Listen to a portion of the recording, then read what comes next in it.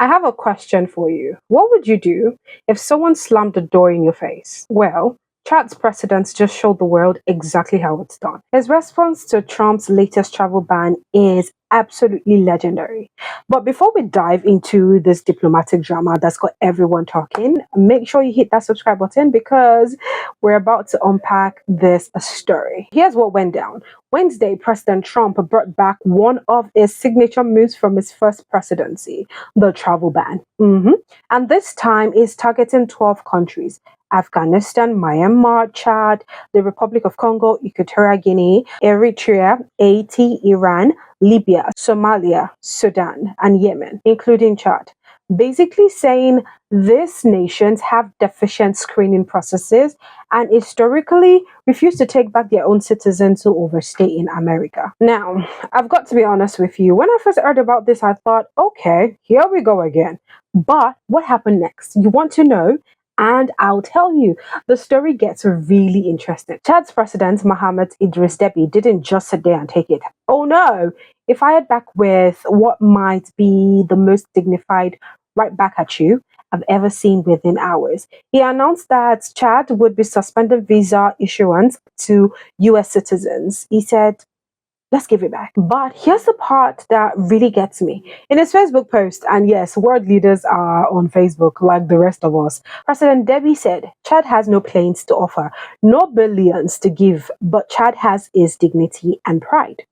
He is referring to that $400 million luxury plane that Qatar's ruling family offered his administration as a gift.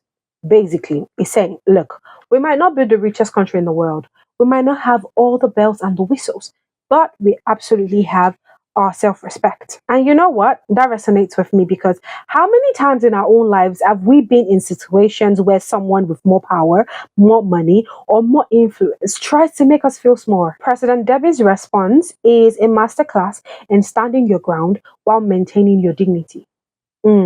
Now, let's talk about the bigger picture here, okay? This ban affects 12 countries total: Afghanistan, Myanmar, Chad, Republic of Congo, Equatorial Guinea, Eritrea, Haiti, Iran, Libya, Somalia, Sudan, and Yemen. 7 of these countries are African nations, which has sparked quite a conversation about the implications of this policy. See, though, the reactions from other affected countries have been really telling too. Over in the Republic of Congo, their government spokesperson Thierry Mongala thinks this whole thing is based on a misunderstanding. He believes Congo got caught up in this because of some mix-up involving an armed attack in the US, where the perpetrators were mistakenly thought to be from Congo.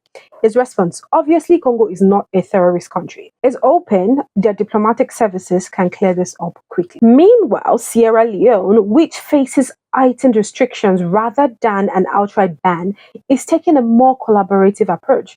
Their information minister said they are committed to working with US authorities to address whatever concerns led to these restrictions. In this situation, you've got these 3 completely different approaches to handling the same situation. Congo is saying, this is a mistake, let's fix it. Sierra Leone is saying, let's work together to solve this. And Chad is saying, if you don't want us, we don't want you either. None of these responses are wrong, by the way, okay? They're all valid diplomatic strategies.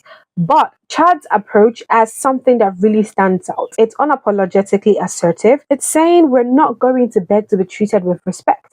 We're going to demand it through our actions. The whole situation reminds me of something my grandmother used to say: respect is a two-way street. You can't expect to get it if you're not willing to give it. And President Deby's response embodies that principle perfectly. This also plays into larger conversations about international relations and power dynamics. For too long, smaller or less economically powerful nations have been expected to just accept whatever policies are imposed on them by larger powers. But we're seeing more and more examples of countries like Chad saying, actually, no, we have agency too. So what do you think about President Deby's response? Was it the right move diplomatically, or should Chad have tried a different approach? I'm genuinely curious about your thoughts.